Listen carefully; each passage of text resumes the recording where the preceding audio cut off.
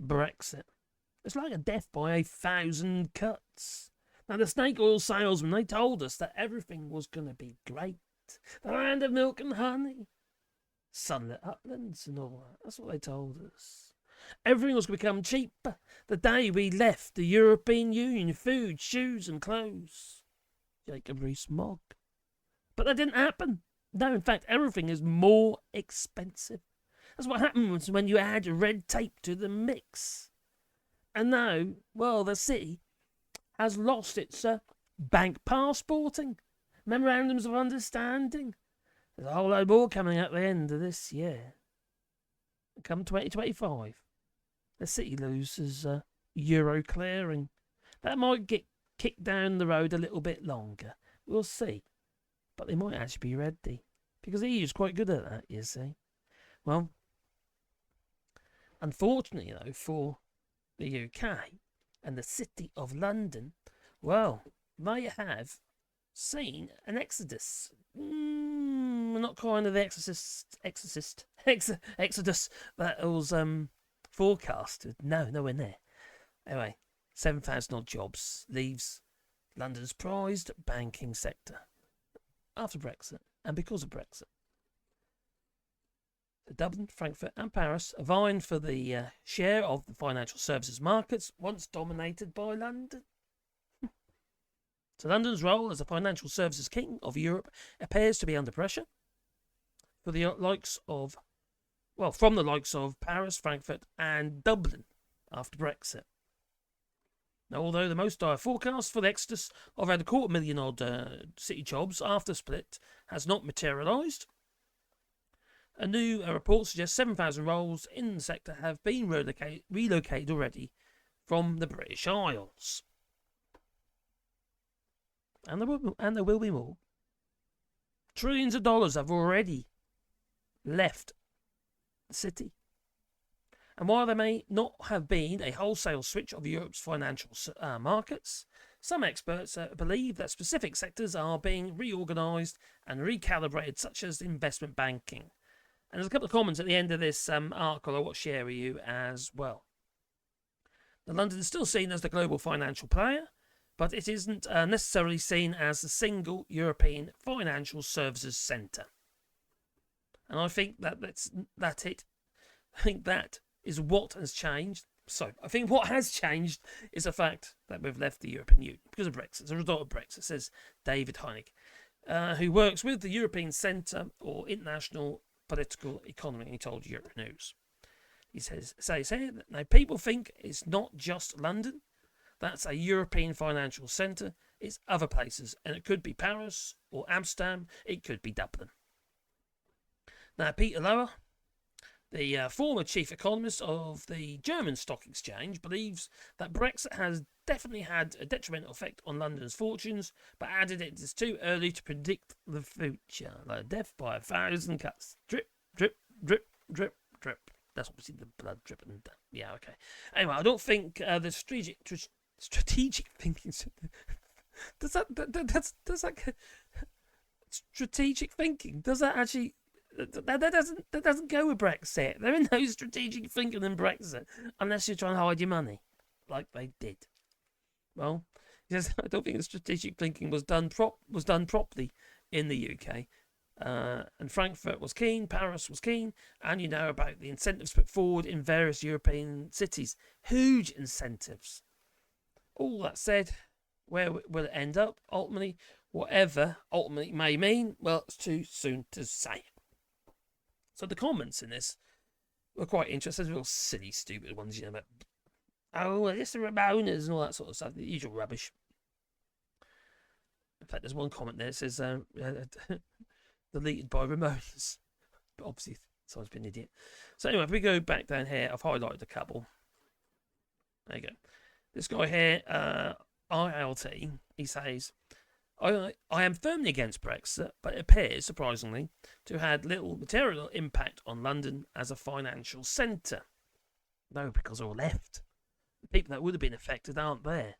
But also, it's stagnant. Remember, we've got no growth in the UK. There's no growth. Zero growth in the UK. Yet, our gross domestic product is, well, actually less than our borrowing. 101% of our gross domestic product is borrowing. 101%. That's not a good mix, is it?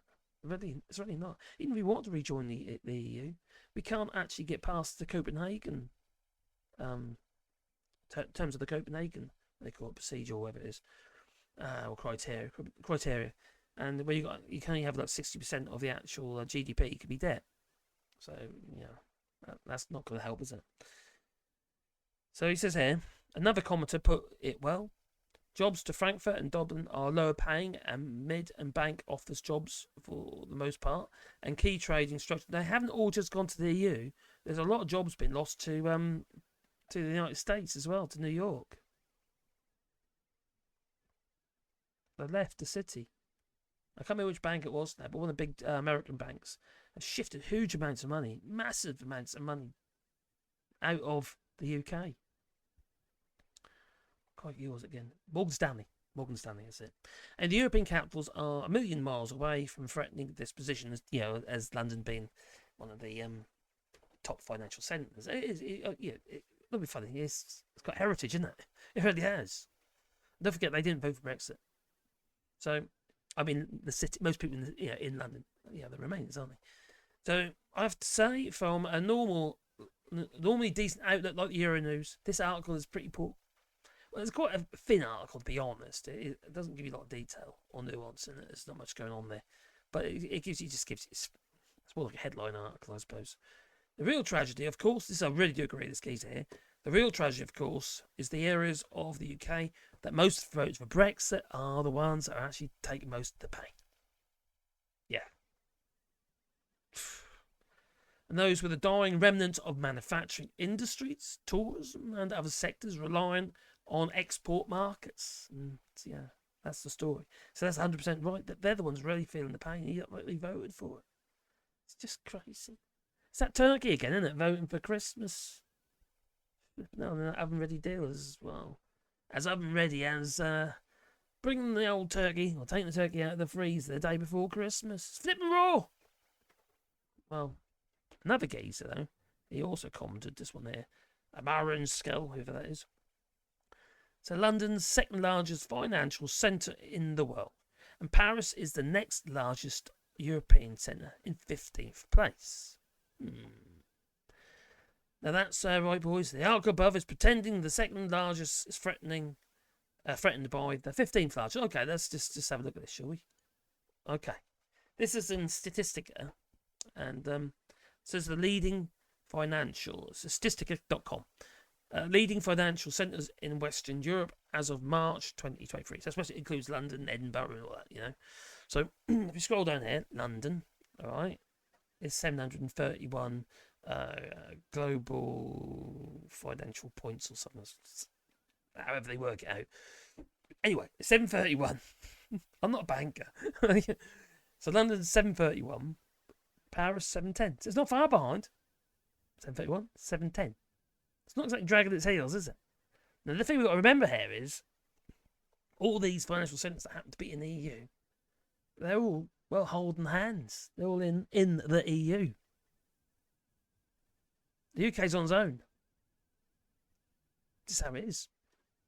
As you go down, Amsterdam, 708. Frankfurt, 707. Munich, Luxembourg, Zurich, Geneva, Copenhagen,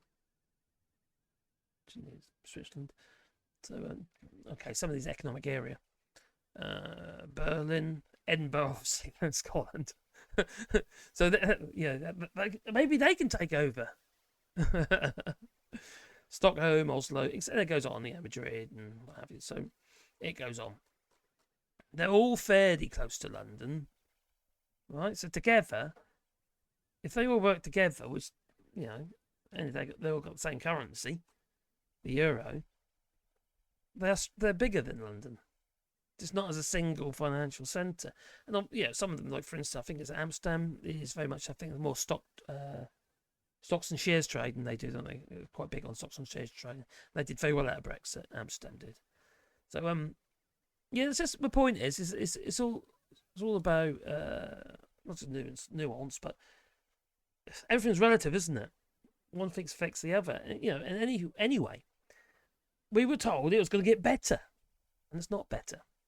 Come 2025, when Euro clearing leaves London, that is a massive amount of money. There's a lot less money, obviously going through London, the city. Sorry.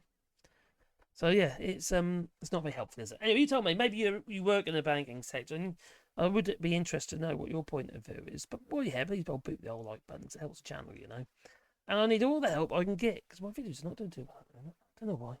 It's my ugly face. That's what it is, isn't it? I reckon so. Anyway, please leave it in the comments down below. But please, let's say boot the old like button because it helps the channel.